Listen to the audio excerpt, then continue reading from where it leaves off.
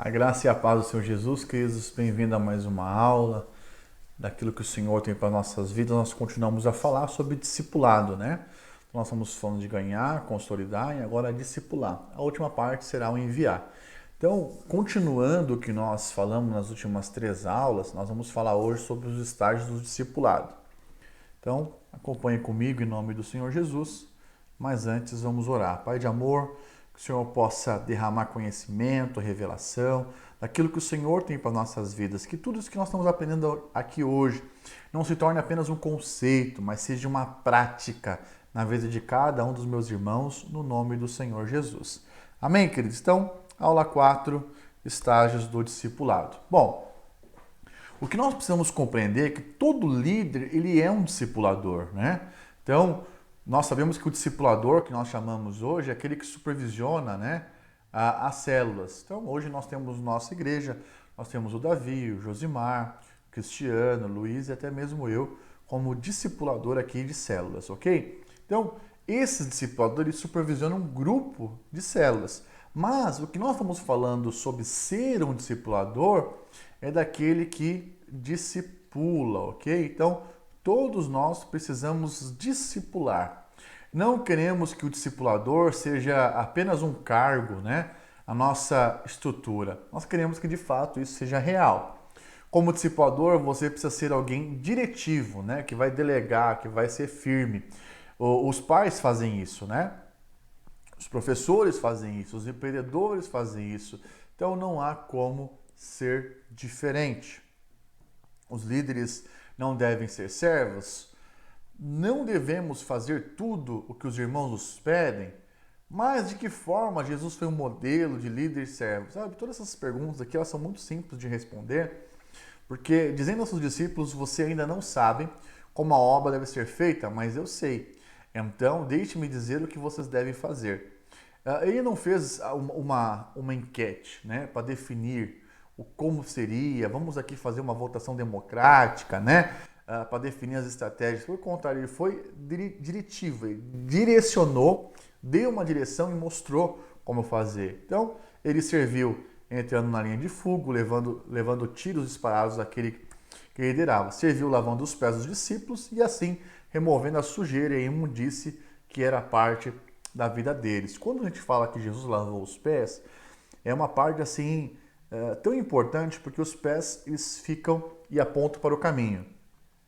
Todavia, naquela época, o caminho era o mesmo caminho que era feito por os animais. Então, a poeira, tudo impregnava os dejetos dos animais, né? Ali o cocô mesmo. Então, quando Jesus foi lavar os pés, ele estava tirando a imundícia, tirando essa sujeira, né? Essa crosta que ficava no pé dos discípulos. Ele também liderou de uma maneira clara, dizendo objetivamente o seu propósito. Nunca escondeu. Eu vim para isso, é para isso que eu vou viver e é para isso que eu vou morrer. Então, Jesus foi muito claro e objetivo quanto ao seu propósito, repreendendo a forma de Pedro ser severa ao ponto de chamá-lo de Satanás, porque Pedro estava na carne e não no espírito. Então, quando teve que repreender, repreendeu. Quando teve que exortar, exortou. Quando teve que liberar uma palavra da parte de Deus, também liberou. Às vezes, um pastor precisa usar um gancho para agarrar uma ovelha pelo pescoço e arrastá-la para de volta por segurança. No aprisco, pode não ser agradável para a ovelha, mas é o melhor do que ela seja devorada por um lobo. Você sabe que todo pastor de ovelha tem um cajado. Nós, como pastores de um prédio, de uma igreja local, nós ganhamos também na ordenação um cajado. Muitas vezes eu vejo que as pessoas, foi lá e deu uma cajadada.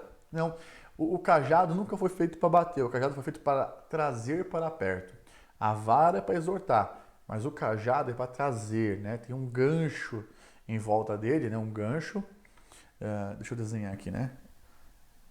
Então, tem um gancho ao qual ele puxa a ovelha para perto. Então, liderar como servo significa saber o que fazer quando alguém que você conhece se perde no caminho, mas também é saber o que fazer quando levar o discípulo ao ponto que ele precisa estar. Então, nós precisamos dessa sabedoria, ok? No processo de discipulado, você vai seguir com seus discípulos pelo menos 4 estágios clássicos que nós ensinamos no nosso treinamento. Primeiro estágio, eu faço e você observa. Segundo estágio, eu faço e você ajuda. Terceiro estágio, você faz, eu ajudo. Quarto estágio, você faz e eu observo. Bom, quando nós falamos desse estágio, dessas 4 fases, né, eu quero te apresentar ainda de uma outra forma para que você possa compreender.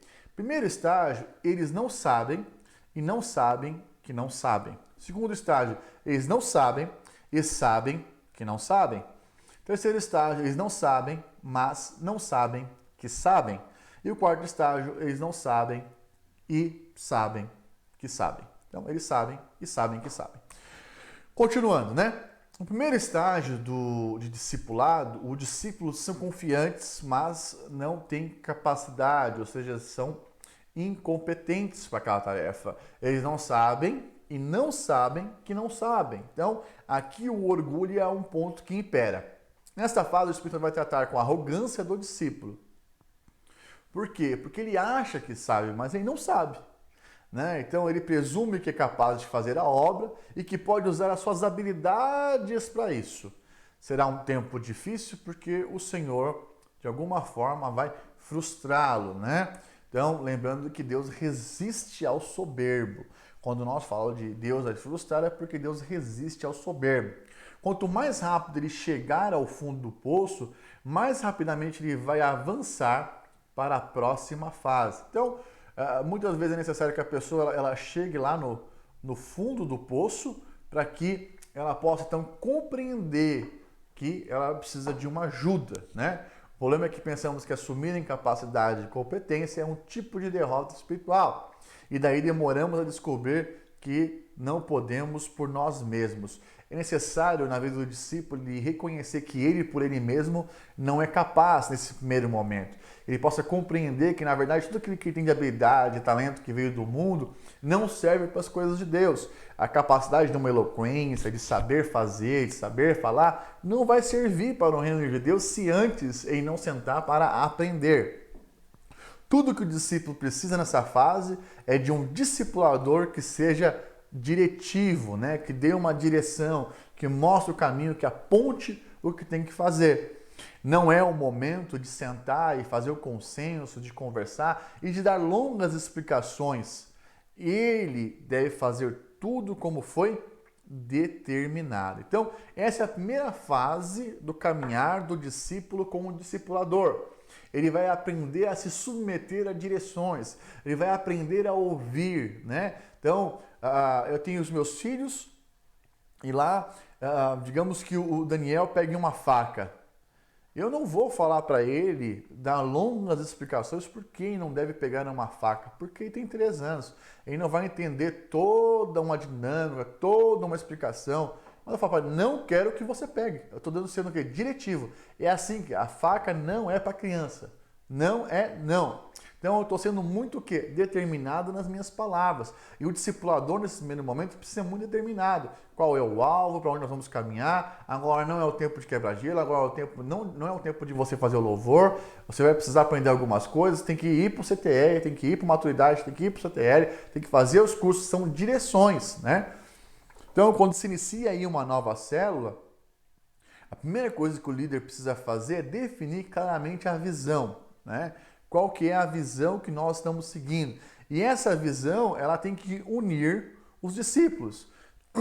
Então, ele confronta aqueles que não reagem e motiva aqueles que recebem. Então, nós precisamos juntar esses 2 grupos num só, que é o mesmo grupo que tem uma visão clara, objetiva, a multiplicação da célula, quer avançar, quer crescer. Então, o primeiro grupo, nós vamos precisar confrontá-los para que haja uma reação, para que eles possam reagir. E, em contrapartida, já tem um núcleo, um grupo menor que é motivado, né? Então, esses motivados nós continuamos. Qualquer tentativa de consenso agora, nesse momento, de alinhar ideias, vai o quê? Vai diluir a visão. E é aqui que muitos líderes erram. No momento que tem que dar direção, eles conversam. E no momento que tem que conversar, eles dão a direção. Então perceba, porque existe um momento onde o discípulo ele é mais maduro, que é bom conversar, é bom pegar as experiências, ideias novas, entrar no consenso para a direção do projeto da célula, tudo como nós vamos caminhar. Mas se eu faço isso no início de uma célula, ou no início de um caminhar com o discípulo, onde eu tinha que dar uma direção, e começa a conversar, eu perco tudo.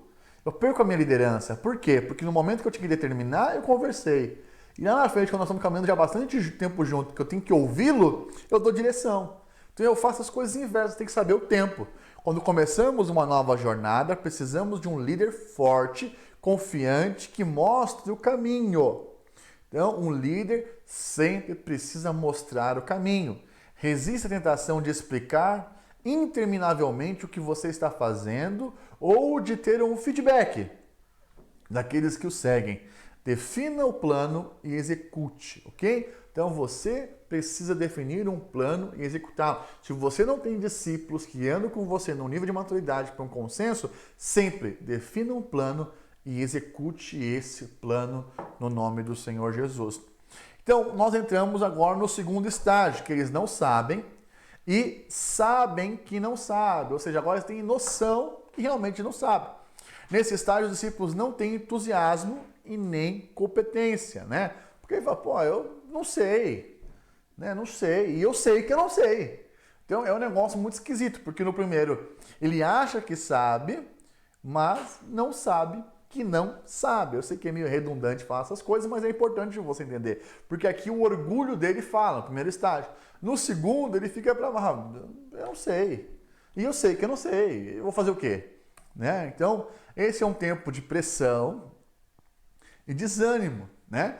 Antes eles se achavam tão capazes, mas quando quebra a cara, quando percebe que os seus dons, seus talentos não servem para a obra no espírito, eles caem no sentido oposto, de um desânimo, né?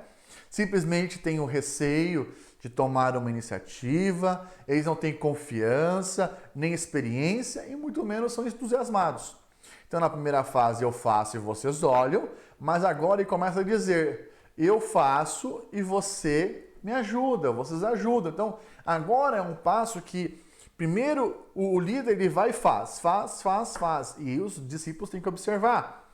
O segundo aspecto é que o discipulador ele vai fazer e vai pedir ajuda, vai começar a despertar interesse nesses discípulos para que eles possam cooperar na obra. Nessa nova fase, o discipulador precisa mudar o seu estilo de ser diretivo para um estilo agora de treinador. Então agora você entra num treinamento, ok? Agora se torna importante dar explicações do porquê que vai fazer a tarefa. Precisa investir tempo para que aprenda, para que se torne confiante, para que tenha uma base correta e seja na dependência, na força de Deus. Então, primeiro, precisa, entre aspas, quebrar a cara para ver que nada que nós fazemos na nossa dependência dá certo. E no segundo momento, começa a treiná-lo para que ele possa depender da força de Deus, para que as coisas comecem a cooperar e avançar para aquilo que o Senhor tem na vida deles. O discipulador precisa estar disponível para oferecer o incentivo de Deus, né, em um nível pessoal e individual. A visão precisa ser o quê? Reafirmada. E quando eu estou falando de visão, é essa visão que nós temos mesmo como igreja. Durante esse estágio, já passe algum tempo no fundo do poço com o discípulo, ele precisa aprender que isso é possível continuar pela graça de Deus e não pelo próprio esforço. Então, lembrando que esse é um tempo que você tem que descer ao nível que ele está para levantá-lo e levá-lo rumo ao propósito eterno de Deus. Você não pode edificar em cima de pessoas que são arrogantes. Você não pode edificar uma obra ou treinar discípulos que ainda são soberbos. Quando eu falo ainda, não estou falando que nós não sejamos em algum nível. Eu estou falando que existem aqueles que pontuam muito. Eu sei, eu faço e eu resolvo. Eu cheguei na célula, agora a célula vai multiplicar. Estou falando desse tipo de pessoa, que confia muito nela mesma. Então a primeira coisa que Deus faz na obra da cruz, e o que Ele faz aqui, continuando, na verdade, nessa obra do discipulado, é que nos quebrar, é algo de quebrantamento. Eu tenho que reconhecer que eu mesmo não consigo. Eu tenho que reconhecer que na minha força eu não posso fazer coisa nenhuma, mas na graça de Deus todas as coisas são possíveis. Então, primeiro estágio, Eu paro de olhar para mim, começo a olhar para ele. Há uma frustração porque eu achei que eu podia fazer tanta coisa e percebo que não serve para nada. O segundo estágio, não serve para nada, mas agora o meu treinador, o meu discipulador começa a me puxar para coisas importantes e me mostrar que sim, é possível, ok? Então, nesse estágio, ele começa a ter uma confiança que cresce. Então, é algo que você vai levá-lo a avançar. Então, eles não sabem, mas não sabem que sabem. Então, esse terceiro estágio agora, eles começam a ter expectativa de avançar, de crescer, e tem muitos valores que eles já sabem. Há muitos valores que eles já perceberam que o Senhor já liberou sobre a vida deles. Mas o que? Ele precisa criar confiança. É o compartilhar na célula, é fazer a célula. Então ele já aprendeu todo esse tempo. Ele já viu como que se faz, ele já viu como que ora, ele já viu. Então ele percebe que ele sabe, mas ele não tem a confiança. Então por isso que é falado, não sabem que sabem. Tem a insegurança. E aqui vai treinar, vai trabalhar para que essa confiança ela seja estabelecida, para que ele possa discipular, dar um anjo da guarda, para que ele possa falar na vida de outra pessoa, para que ele possa fazer as funções da célula, né? Então, nesse estágio, os discípulos são conduzidos a fazer as coisas. O entusiasmo já está de volta, mas dessa vez baseado em um real conhecimento dos princípios espirituais, né?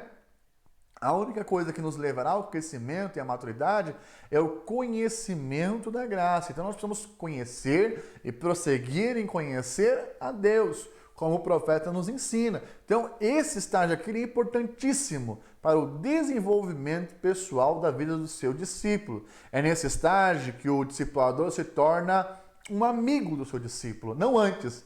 É agora que quebrou a cara, frustrou, e aí começou a aprender, ser treinado, e agora que ele sabe, ele começa então a participar de um nível de intimidade, de amizade com o seu discípulo.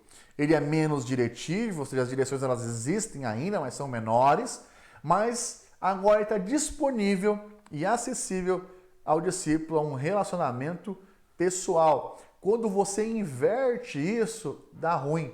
Quando você quer ser amigo, ouvi-lo, antes de um processo de treinamento, antes de um processo de que Deus vai fazer algo na vida dele para quebrantá-lo, você está complicando a vida desse discípulo. Eu sei que você já errou e eu posso te falar que eu também já errei muito nesse aspecto. A liderança muda nessa fase de um estilo diretivo para um de consenso, ou seja, você vai ouvir, vai decidir junto. Muitos cometem o erro de iniciar o discipulado como se o discípulo estivesse nessa fase. E é aqui que nós erramos, porque nós acabamos estragando a vida daquele discípulo. Quando eu falo estragar, é no sentido de relacionamento para um propósito. Começamos com amizade, quando a amizade é uma posição a ser alcançada. Ou seja, todo discípulo precisa alcançar essa posição. Nós muitas vezes achamos que é o discipulador que tem que vir correndo e se derramar nesse aspecto para que conquiste o meu coração. Quando na verdade sou eu que abro meu coração a ser conquistado e eu que avanço para o nível então dessa amizade. É que eu não sei em que parte que as pessoas, de um modo geral, na visão celular, elas têm a expectativa que o pastor, que o discipulador, ou que o líder sempre sejam amigos sem antes conquistar isso. A conquista dessa amizade depende do seu nível de abertura, de conversa, de transparência que há na sua vida. Senão sempre vai ser algo superficial, não sustenta, não alimenta e não avança. Os amigos têm objetivos comuns e compartilham as suas vidas, né? Alguns tentam seguir o estilo democrático desde o começo, mas isso simplesmente não funciona. E eu posso te falar por experiência própria.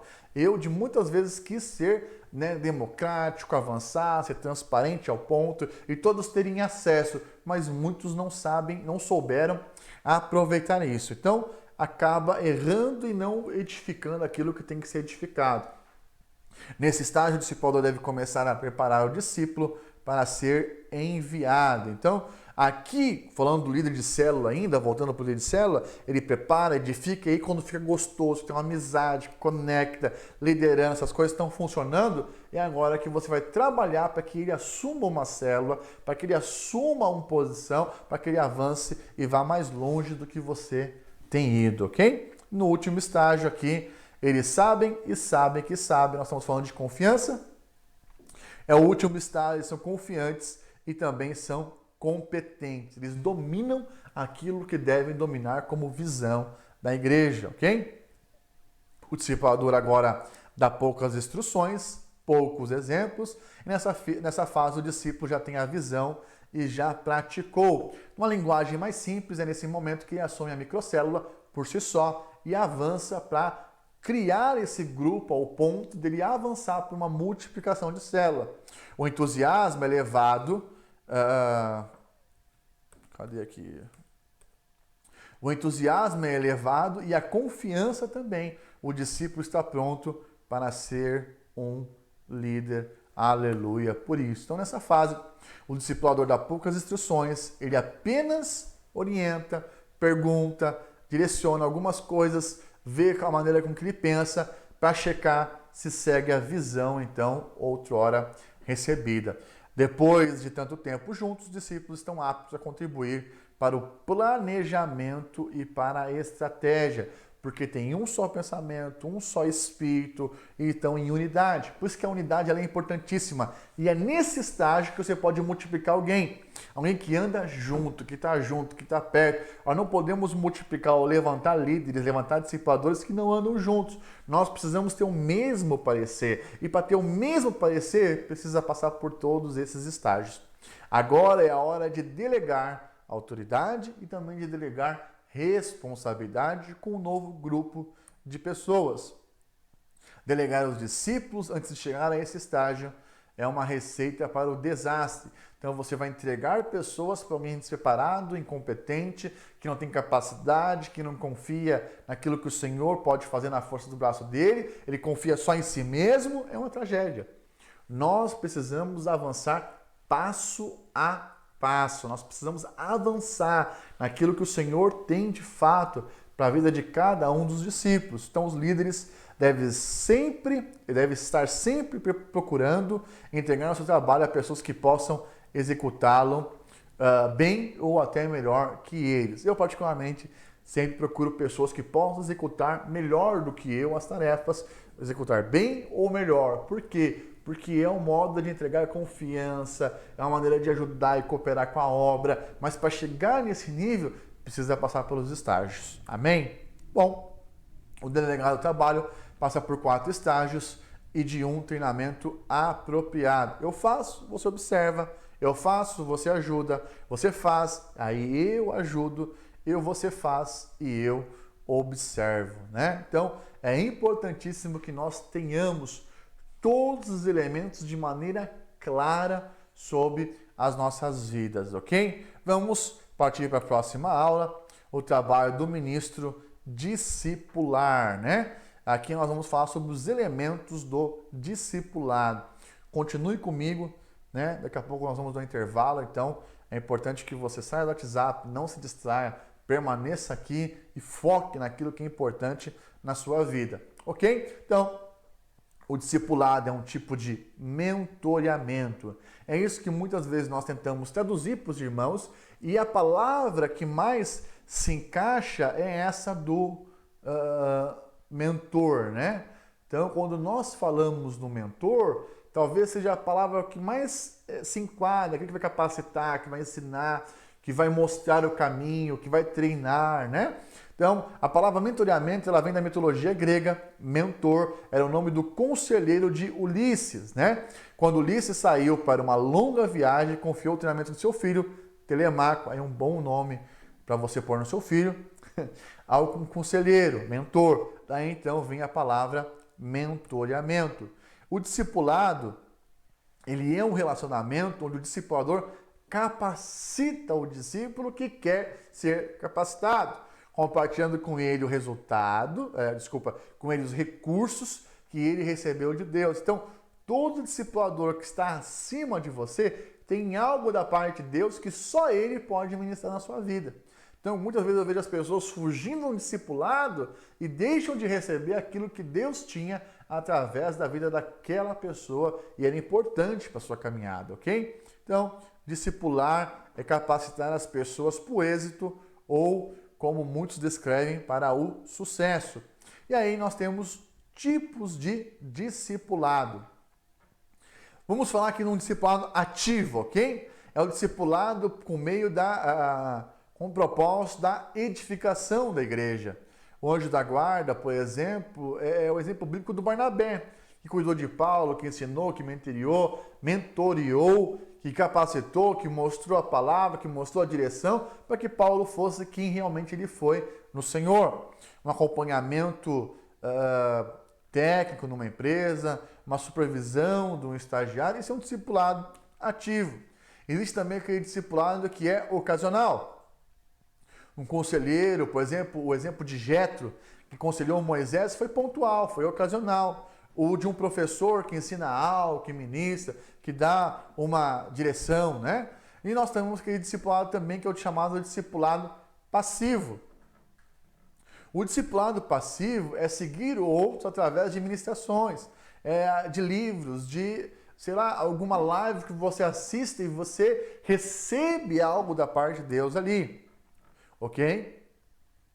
Continuando, elementos de um relacionamento de discipulado. O nosso alvo é sempre ter um discipulado ativo, né? Constante, efetivo, que de forma efetiva de um discipulado que resulta na edificação da igreja. Nós não estamos brincando de edificar a igreja, nós estamos brincando de casa de Deus, nós estamos aqui para fazer aquilo que o Senhor nos mandou fazer. Há uma ordenança de ir e fazer discípulos, ensinando-os. Então é importante nós termos esse princípio muito claro na nossa cabeça, na nossa mente, no nosso coração, para que de fato nós não saiamos daquilo que o Senhor nos colocou para fazer. Amém? Que é a edificação da igreja. Então ele possui alguns elementos e nós vamos enumerar, elencando para os irmãos a partir de agora. Primeiro, ser modelo, ser de meus imitadores, como também eu sou de Cristo. Então, uma das primeiras coisas que nós precisamos entender é que as pessoas sempre se moldam para serem semelhantes àqueles a quem elas admiram ou respeitam. Então, primeira coisa desse discipulador, desse líder, é que ele precisa ser modelo, ser um referencial a ser seguido. E as pessoas, elas se tornam semelhantes a quem elas admiram ou respeitam, né? Então, perceba isso. Há muitas pessoas que querem ser nossos discípulos, mas admiram outros. Não há como você ser discípulo de alguém que você não admira, porque você jamais vai passar o coração. Por que nós temos muitos problemas hoje na geração atual que nós vivemos? Porque muitos se admiram os que estão fora, né? Os pastores de fora, os líderes de fora, o conteúdo de fora, o YouTube lá com tantos canais. Pastor, mas é errado assistir? Não, não é errado, desde que você não perca a admiração por aqueles que Deus colocou na sua vida. Pega essa chave espiritual porque ela é poderosa para você. Então, uma vez que, não, mas eu sou discípulo de outra visão. Lá tem outra visão, é melhor você andar lá então. Porque aqui nós temos uma visão, temos um propósito, uma maneira de edificar a igreja, que o Senhor nos confiou. Então, se você quer ser discípulo aqui, você precisa admirar as pessoas que estão aqui. Então, compreenda isso no nome do Senhor Jesus com muita sabedoria. Então, a primeira coisa que nós vemos tem que ser modelo. Imagina você liderar uma pessoa que tem como referencial um outro líder de uma outra igreja. Você jamais vai poder falar na vida dessa pessoa. Não, pastor, mas eu discipulo. Não, você não discipula. Você fala na vida dessa pessoa, mas discipular não.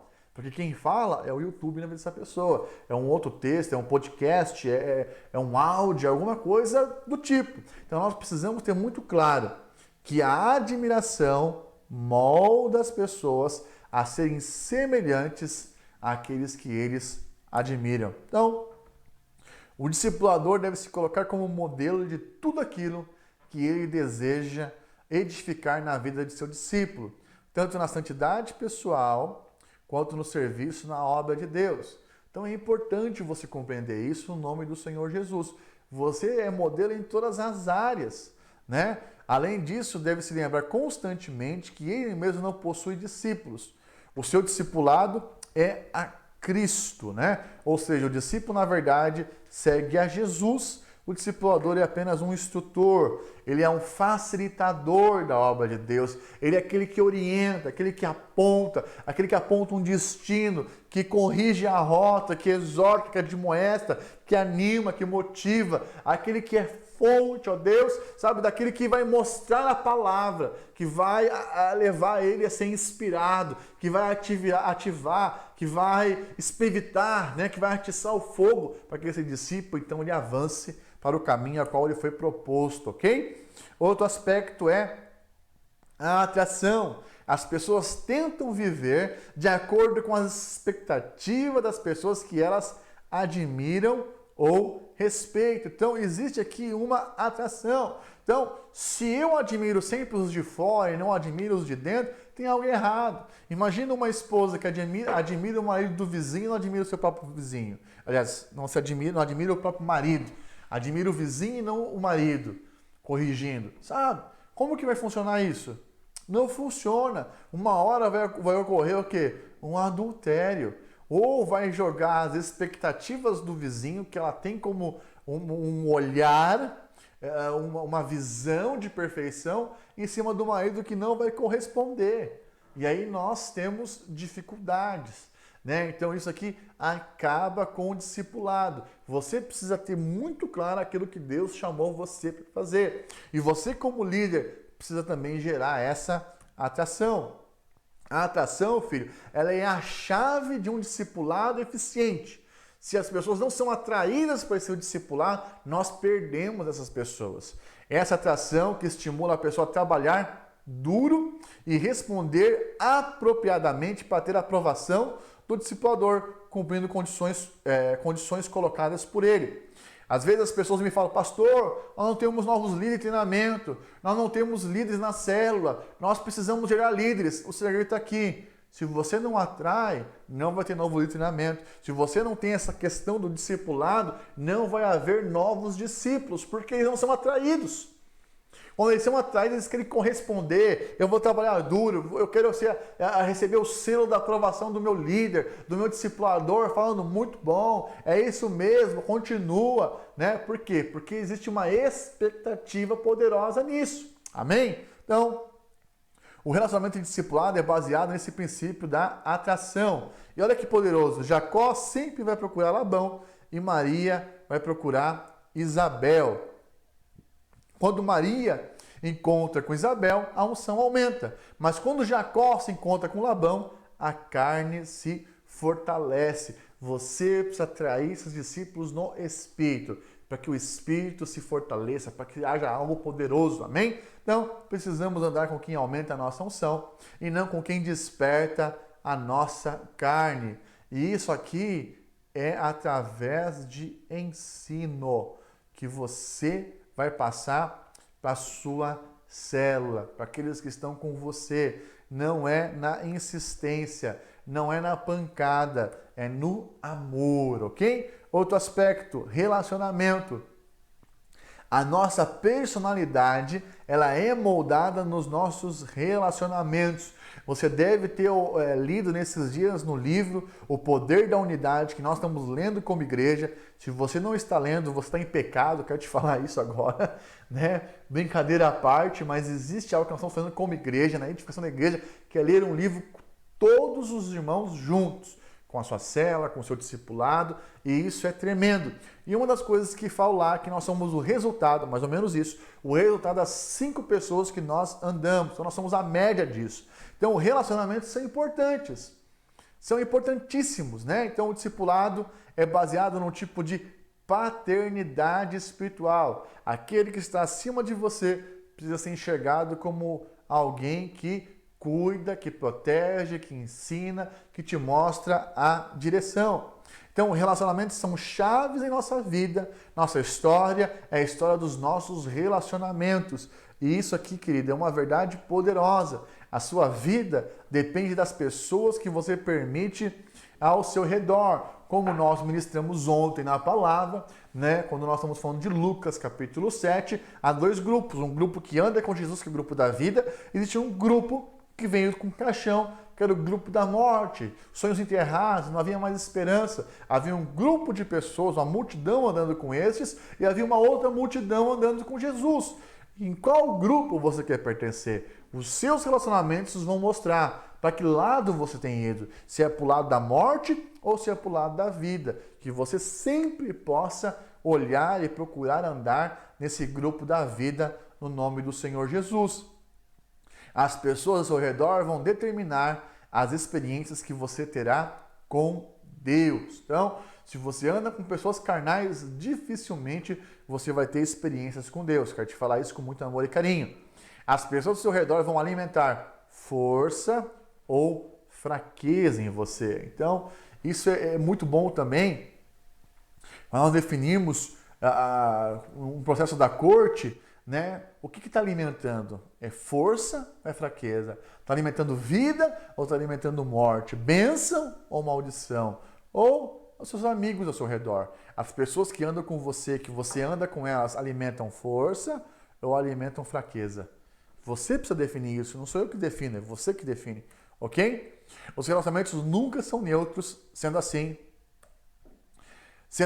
o seu crescimento espiritual depende dos seus relacionamentos. Os relacionamentos são a chave da nossa vitória na guerra espiritual. Nós não fazemos guerra sozinho. Na batalha precisamos de alguém que vigie a nossa retaguarda. Essa pessoa é o seu discipulador. É a pessoa mais interessada em que você avance, que você prospere, que você vá além, ok? Então, os nossos relacionamentos falam de nossa condição espiritual. Se temos relacionamentos saudáveis, então somos estimulados a avançar. Todavia, se os nossos relacionamentos nos puxam para baixo, nós precisamos renunciar a eles. Ou seja, dar um basta hoje nisso, no nome do Senhor Jesus. Pastor, nunca mais eu vou falar com essas pessoas. Não foi isso que eu disse.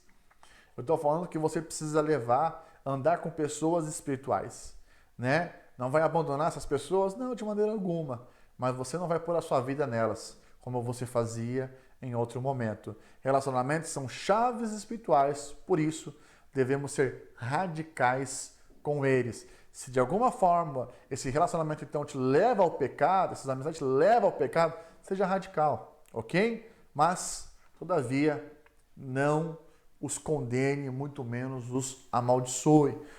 Todos têm oportunidade de mudar e transformar. Assim como você agora pode mudar o seu relacionamento e andar com pessoas mais espirituais do que você, porque isso vai levar você também a ser alguém mais espiritual. Amém, irmãos? Outra coisa também muito importante é a prestação de conta. E aqui é onde muito discípulo falha, né? Até os nossos compromissos espirituais mais sinceros, se forem mantidos em segredo, acabam deixados de lado. Esse é o resultado, irmãos, sabe, de compromissos negligenciados, né? E promessas quebradas, e aqui tendemos a não fazer nenhum compromisso novamente. Não podemos viver sem compromissos. Todos nós precisamos, em algum momento, sermos aliançados com algo, compromissados, termos, sabe, algo para fazer, algo para estar. Não podemos crescer em Deus se não houver compromissos. Por isso que nós insistimos para que os irmãos sejam comprometidos na obra de Deus. Uma vez que você tem alguém que é comprometido, essa pessoa vai avançar, porque ela tem algo para fazer, ela tem algo para prestar contas, ok? Eu só conheço uma forma de quebrar o ciclo do vicioso da inconstância, né? De não avançar, sabe? De não cumprir as promessas, é quando você passa a prestar conta dos seus atos. Há muitas pessoas que não gostam de prestar contas.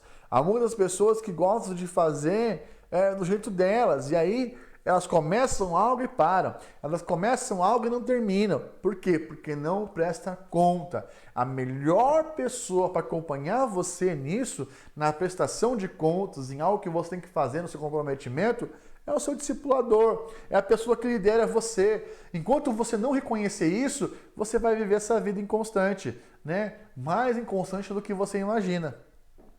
Todos nós precisamos de alguém que nos ajude a cumprir as promessas. Você fala, mas por que você não fez isso? Não, mas ok, eu entendi que você fez, mas por que você não fez isso?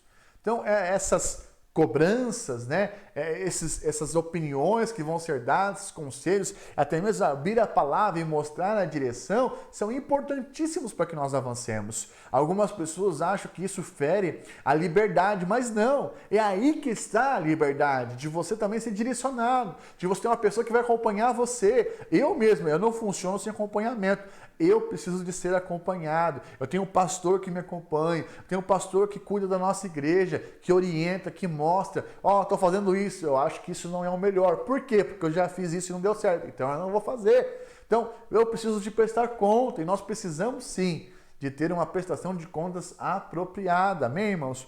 E nós fazemos isso de maneira prática por meio do discipulado. Pessoas que avançam prestam conta. Você sabe que no mundo lá fora, boa parte dos empresários, dos CEOs das empresas, eles são acompanhados por alguém. Eles não andam sozinhos. Eles aprenderam isso, né? E têm seguido e têm no caminho de êxito, de sucesso. E aqui dentro da igreja, você não pode andar sozinho. Se lá fora eles aprenderam isso, por que você não quer se dispor a isso nesses dias? Procure sempre ser alguém sujeito a uma autoridade, a ser discipulado, acompanhado.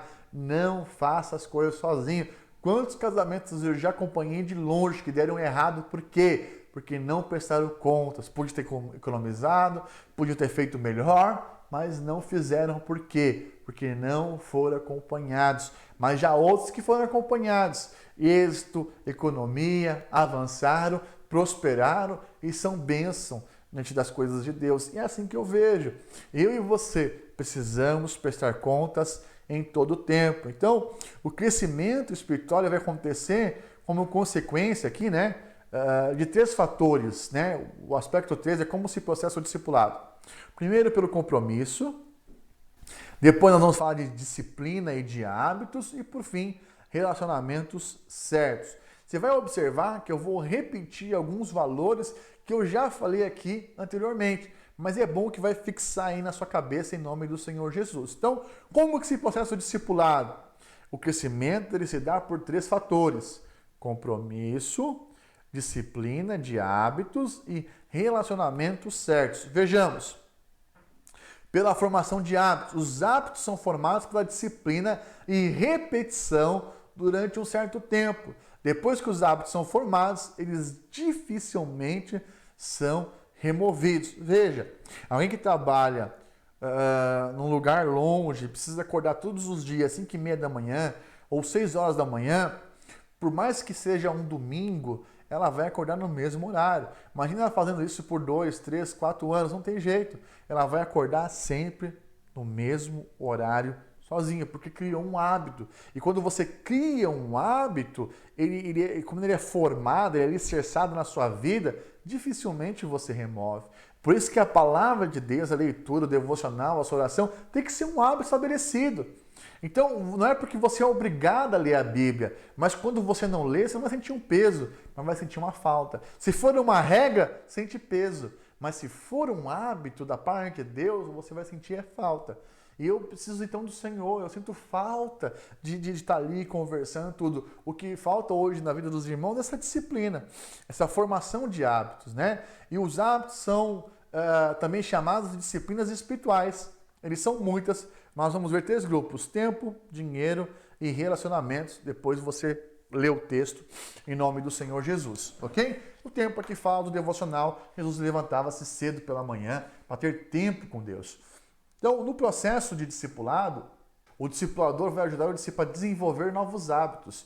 E é o discipulador que ensina o discípulo a buscar a vida, né? A ser alguém com compromisso, sabe, irmãos? Que vai desejar ser um líder na casa de Deus. Então é aqui, é nesse processo que acontece. Muitas vezes eu ouço: pastor, eu não tenho treinamento. Pastor, quem vai assumir minha cela? Eu não tenho quem treinar. Porque é você que forma isso. É o discipulador que forma novos discípulos. E coloca o quê? Metas para esse discípulo, de ler a Bíblia, de buscar, de estar junto. Sabe, esse final de semana nós participamos de uma rede onde teve lá uma reunião de discipulado, e eu me lembrei lá atrás de quando eu era líder de célula e fazia, sabe, vigília, estava junto, mas tudo com o propósito de edificar vida. Você não pode fazer algo na sua célula sem propósito, né? Então, cabe ao discipulador desenvolver esses novos hábitos de tempo a sós com Deus, sabe? Cabe a você estimular, perguntar, cobrar, porque é impossível, querido, crescer sem disciplina. É impossível que a sua célula cresça se você não for disciplinado. É impossível que a sua célula cresça se você não se dispõe a visitar, a estar junto, a ter esses hábitos de ligar, de cooperar. Vencedores, eles fazem diariamente o que derrotados fazem ocasionalmente. Então é importante que você compreenda isso em nome do Senhor Jesus. Nós estamos aqui para formar novos hábitos na vida dessas pessoas. Elas vieram do mundo. Elas não estão acostumadas com uma vida, mas aqui elas precisam aprender os hábitos do reino de Deus, de vida, de poder. Então, se você leva alguém a ter um tempo a sós com Deus, ela vai ser alguém apaixonada. E se você tem alguém apaixonado na sua célula pelo Senhor, ele vai ser seu próximo líder, porque ele vai avançar, ele vai crescer. Então, tudo isso tem a ver com discipulado. Às vezes eu faço reunião de presbitério e falo, não, pastor, sabe o que eu falo? É discipulado. Né? Então, o discipulado, ele faz o quê? Investimento em relacionamento. Então, querido, se nós temos problema hoje das células não crescer, é porque falta discipulado. Nós temos problemas hoje que não temos líderes para avançar, para crescer, para assumir uma célula, é porque falta discipulado. Às vezes as pessoas não gostam de ouvir isso, mas eu não tenho outra palavra nesses dias. Eu tenho certeza e convicção da parte de Deus que o que nos falta é discipulado, porque é impossível crescer sem essa disciplina. Você compreende o que estou falando ou não? Sabe? Se você entender isso que eu estou falando para vocês aqui, você vai compreender que é com disciplina que nós vamos avançar. Agora, é importante que você observe isso que estou falando para você em nome do Senhor Jesus. É impossível crescer sem disciplina. Então, se você quer ser um líder exitoso, um discipulador que vai levar as pessoas a avançar, você precisa ser alguém o quê? Disciplinado. E ensinar os hábitos corretos de vida com Deus, de devocional, de ouvir, de se submeter, de ter alvos. E tudo isso nós precisamos fazer através do discipulado. E é assim que se processa as coisas, amém? Então, o seu crescimento depende de algo que você deve fazer todos os dias. Não é ocasionalmente, não é de vez em quando. É por isso que tem muitas pessoas que são inconstantes, porque elas querem fazer algo dar certo às vezes. Não é assim que vai funcionar. Você vai precisar investir essas coisas todos os dias. Todos os dias, amém? Então, algo que você está fazendo diariamente vai determinar o seu futuro. Pastor, não faço nada. Seu futuro é um nada. É assim. Ah, pastor, mas como líder, é a mesma coisa. Se você não trabalha todos os dias da mesma forma para que a sua célula multiplique, adivinha, sua célula não vai multiplicar. Você está preso nos seus problemas, você está preso nas suas dilemas, você está preso nas suas confusões, nas suas inconstâncias e não edifica a casa de Deus.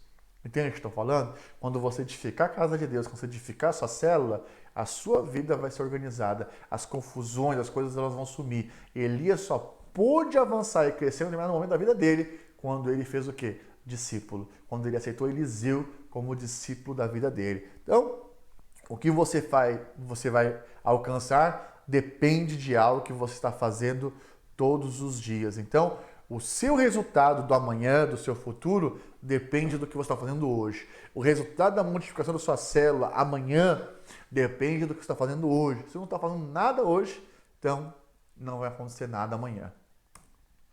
Aquele que não possui hábitos e rejeita toda a disciplina não pode ser discipulado. Isso é uma verdade.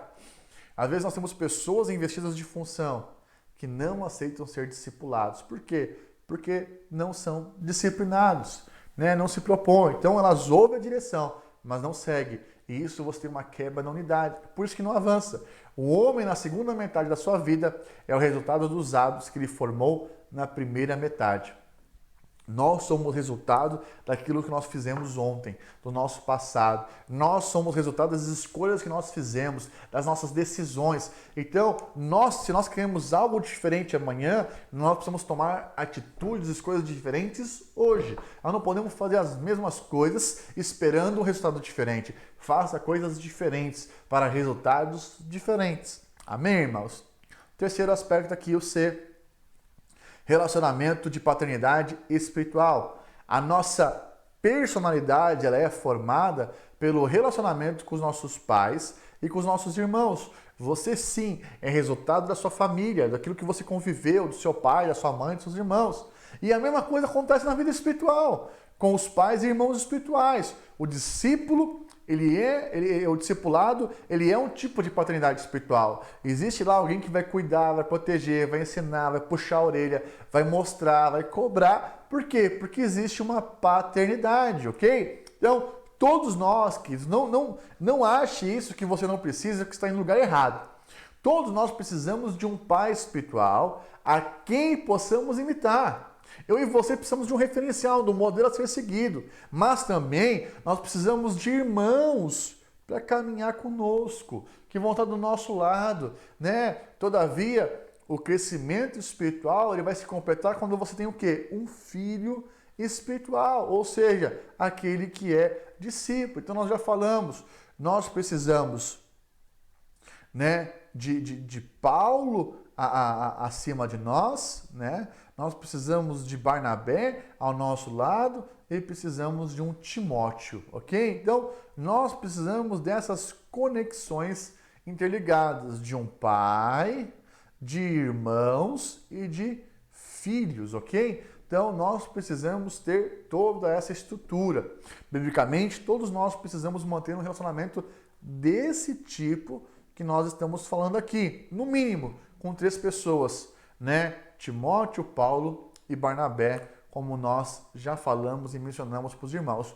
Todos nós precisamos de um Paulo, de um Timóteo e de um Barnabé na nossa vida. Timóteo é aquele a quem nós estamos ensinando, instruindo e inspirando, amém? Que você possa ter um pai, irmãos e um Timóteo, para que você possa instruir e também inspirar no nome do Senhor Jesus. Barnabé é aquele companheiro com quem conversamos de igual para igual, com quem nós choramos, com quem nós rimos, com quem nós saímos. Nunca use Barnabé como se fosse um pai. Barnabé sempre vai ser um irmão, que você vai rir, vai chorar, vai conversar, mas também você vai precisar de um Paulo, que é aquele que está acima de você, motivando, inspirando, ajudando a crescer, colaborando com o seu crescimento, admoestando, exortando, cobrando sim, mas mostrando o alvo que é Cristo. Paulo é aquele que você vai se submeter, vai prestar conta, ele vai ser o seu discipulador. Então nunca transfira o que é de Paulo para Barnabé. E nunca faça de Barnabé o seu Paulo. Cada um tem a sua função, amém? Paulo é alguém que deu liberdade para interagir na sua vida. Ele fala, eu ouço, ele me exorta e eu me corrijo. Eu respondo e não reajo ao tratamento. Então, tudo isso aqui são respostas que nós precisamos dar no discipulado. Uma vez que eu tenho o Paulo, ele me cobrou algo, está me exigindo algo, eu preciso responder, né? Agora, eu não posso, assim, não reagir a um tratamento, eu preciso reagir. Então nós precisamos avançar. Agora, quando eu não reajo, eu ando para trás. E você que está me ouvindo não tem idade mais de ser menino. Você não tem idade mais de ser criança. Você precisa entender com maturidade, está no curso de treinamento de líderes. E é importante que você avance nisso, que você se torne um líder, que você seja uma pessoa resolvida, que você tenha o seu Barnabé, que você tenha... Aqui é você. Que você tenha o seu Paulo, que você tenha os seus Barnabés, né, que vão andar junto com você, e que você tenha filhos espirituais, muitos filhos, aleluia, em nome do Senhor Jesus. Então, a maioria dos crentes apenas reage. Reagir é um ato de reflexo, você vai meter o dedo no seu olho, aí a sua pálpebra vai fechar, porque é uma reação natural. E é o ato de desferir um chute quando ganha aquela martelada no joelho. Já viu o teste de bater com a martelo no joelho? Você pula, né? A perna pula. É instinto isso, né? Então, responder já é diferente. Responder a martelada vem e eu me pergunto, por que eu ganhei essa martelada? Então, em vez de chutar, eu respondo, né? Então, eu falei assim, mas por que eu recebi essa hortação?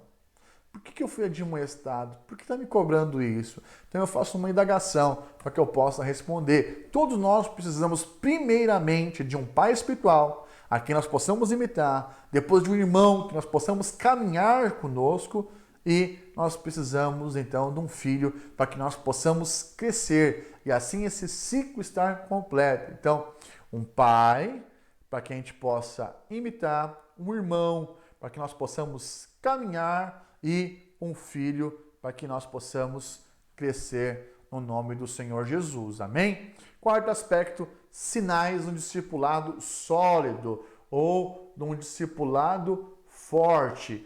Primeira coisa, prazer mútuo. O primeiro sinal de que o discipulado está de fato acontecendo é o prazer mútuo. O discipulador e seus discípulos passam tempo juntos apenas pelo prazer de estarem juntos. É prazeroso, está conectado, é maravilhoso, né? Tenha, porém, em mente que o prazer da comunhão pode ser uma doce descoberta. Podemos, a princípio, achar que o discipulado não é muito agradável, mas depois de algum tempo descobrimos o quanto ele é precioso, como ele é agradável, como ele edifica, como é saudável andar conectado, andar juntos e aleluia por isso. Então compreenda, querido. Às vezes as pessoas falam, discipulado, lá vem a discipulada. Eu entrando na sala do pastor, misericórdia. Sabe por que aprendeu errado? Aprendeu errado. Discipulado é doce, discipulado é sabedoria. Sabe, discipulado é crescimento. Você se corrigindo em alguns aspectos, por mais que muitas vezes você não goste, vai trazer vitória para você, vai trazer clareza para você. E é doce sim, é maravilhoso sim. Por quê? Porque Deus está nisso, amém, irmãos? Outro aspecto de um discipulado sólido é o respeito. O verdadeiro discipulado está baseado no respeito. Quando você valoriza o seu discípulo, você ganha respeito em troca. Quando você respeita o seu discipulador, a unção dele é transmitida para você. Quando você deixa de respeitar aquele que está acima de você, você perde a unção. Quando você passa a respeitar, você ganha a unção. Você recebe a unção. Você é edificado pelo Senhor. Então isso é poderoso. E é necessário que nós tenhamos isso em nome do Senhor Jesus. Se não respeitamos ou consideramos alguém, não podemos ter com ele um relacionamento sólido e gratificante. Sabe, irmãos, o discípulo que não respeita o seu tempo também não vai acatar as suas palavras. Então, alguém que não respeita você não vai te ouvir. Ele pode até sentar na sua frente, mas jamais vai te ouvir no seu interior. Então, entenda isso. O discípulo que não respeita o seu tempo também não vai acatar as suas palavras. O discípulo que não reconhece a unção do seu discipulador não vai receber nada dele. É tão triste. Às vezes, irmãos, eu estou lá pregando, eu estou ministrando a palavra do Senhor com tanta sede no Espírito, com tanto vigor. Eu sinto que o Senhor está liberando algo de fato na minha vida e é poderoso, e é algo assim. E eu creio que está sendo liberado. Mas há pessoas que estão ali que não me reconhecem como pastor. Estes jamais vão receber a unção. Assim também na sua cela. Se você está liberando vida, e essa pessoa não reconhece você como líder, como discipulador daquelas pessoas, quem perde são elas. Não sou eu que perco. Por mais que eu fico triste muitas vezes olhando, eu falei, puxa, que imaturidade, que infantilidade. Mas fato é que quem deixa de receber é aquela pessoa que não se abriu para as coisas de Deus, ok? Então, quem não respeita seus limites não pode ser seu discípulo. Você sabe que é importante isso, né? Nós entendemos que o respeito ele atrai o favor de Deus. Quando você desrespeita uma autoridade, você desrespeita o próprio Deus. Então sempre tenha isso em mente no nome do Senhor Jesus. Quando você desrespeita um líder, um discipulador, você está desrespeitando o próprio Deus. Quando você, como cônjuge, como mulher, como esposa, desrespeita seu marido, você desrespeita Jesus, porque o marido representa a Cristo. Quando o marido ele desrespeita a esposa, ele está desrespeitando a noiva, que é a igreja. Então preste muita atenção nisso no nome do Senhor Jesus, porque o desrespeito ele corta o favor, ele encerra o favor. Se você quer ser alguém favorecido, respeite, entre debaixo da unção no nome do Senhor Jesus. Terceiro aspecto aqui, o sentimento de equipe. O terceiro sinal de um discipulado sólido são as experiências compartilhadas. Sabe, irmãos? Quando a gente fala de experiências compartilhadas, estamos falando agora da leitura do livro, né? Eu acho por um lado assim intrigante, porque como seria bom se houvesse esse sentimento de equipe, né? Nós estamos lendo o livro de unidade e compartilhar. Ontem nós falamos, né, que quando Jesus tocou na esquife, tocou no caixão e falou levanta para o jovem levantou e começou a falar. Um dos sinais do que é quando há a vida é quando nós compartilhamos, é quando nós falamos. Então esse é um sinal que eu vejo nas células hoje, de uma maneira geral, é quando elas não compartilham, quando elas não falam, é porque está faltando o quê? Sentimento de equipe, está faltando vida. Então, uma ligação muito forte surge entre os soldados no campo de batalha. Quando lutamos ao lado de alguém, surge entre nós o sentimento de compromisso, de verdadeiro compromisso. Quando eu sei que eu sou guardado, consolidado, que eu sou amado, que eu estou num grupo certo, que Deus está me amando lá, eu crio conexões fortes. Agora, quando eu rejeito nisso e me vitimizo, eu estou abandonando a equipe, né? Então, quando há experiências comuns compartilhadas, relacionamento se fortalece. Então eu insisto, irmãos, compartilhe, fala aí, me fala algo. Por quê? Porque o meu objetivo é que os relacionamentos se fortaleçam. Quando você deixa de falar algo, você, sinceramente, irmãos, com todo amor e carinho, você é egoísta, está sendo alguém que está guardando para você. Uma vez eu falei assim, eu lembro claramente que eu falei, não, pastor, eu sou tímido. Aí o pastor Gilberto, isso. Aí ele falou, não, isso não é timidez, não, isso é orgulho. Porque eu não queria compartilhar numa reunião. Eu falei, não, pastor, eu sou tímido, não queria compartilhar. Eu falei, timidez e orgulho. Aí eu fiquei quieto na hora, fiquei remoendo, falei, que absurdo. Na frente de todas as pessoas eu ouvi isso, mas é uma verdade. Quando eu não quero compartilhar, é porque, em alguma medida, eu sou orgulhoso. Eu estou guardando algo que é porque eu acho que eu sou melhor do que os outros. Porque se os outros estão compartilhando, porque eu não compartilho? É porque eu acho que eu sou melhor. Entende? Ah, não, pastor, mas eu não compartilho porque eu não acho que eu sou melhor. Aí você está na justiça própria, na parte de comiseração, né? De se achar coitadinho. Então é tudo orgulho, de qualquer forma, envolve o ego, ok? Se juntos oramos pela multiplicação, juntos organizamos o encontro, juntos vencemos todas as dificuldades. Então teremos uma história em comum, será a história de nossas experiências compartilhadas. Sabe, hoje como pastor da igreja local aqui, do Jovem Rural, eu tenho muitas experiências de encontro e tudo, e é interessante que existem pessoas que estão ligadas a mim, que têm um elo muito mais forte, por quê? Porque nós vencemos muitas dificuldades juntos. Há alguns que não entram nisso, por quê? Porque não venceram, no momento de vencer, ou criticaram, ou murmuraram, ou saíram.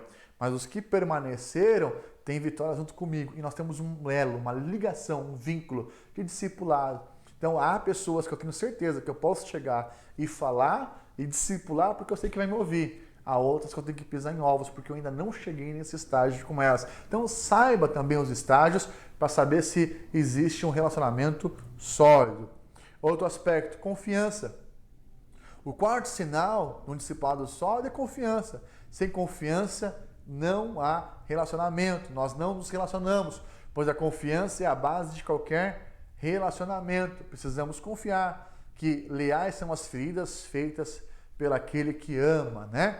Então, é muito importante você compreender que toda vez que um discipulador, um líder fala na sua vida, é porque ama você.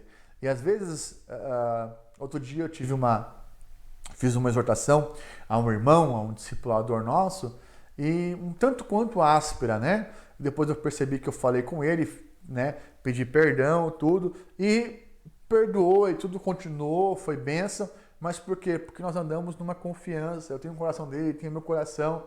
Ele sabe que eu vou errar com ele. E quando eu falei, né, eu falei porque eu amava a vida desse irmão.